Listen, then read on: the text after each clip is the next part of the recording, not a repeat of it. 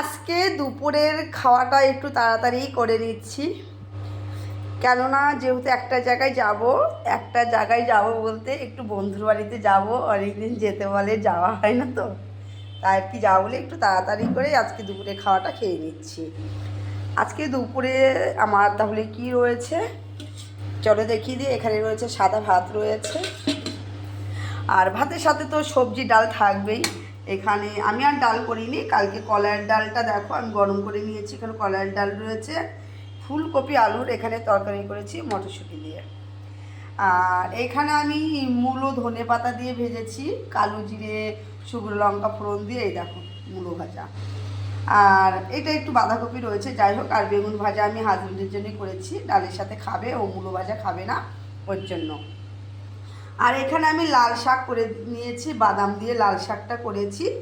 আর এখানে রয়েছে কালকে চিকেন রয়েছে, অনেকটা চিকেন রয়ে গেছে। ছেলে তো এখানে কিছুই খাবে না, শুধু চিকেনটা দিয়েই খাবে, আর যদি একটু লাল শাক খায় তাহলে হয়তো খাবে। আর রয়ে গেছে এখানে একটু দেখো, এখানে রয়ে গেছে টমেটোর চাটনি রয়ে গেছে।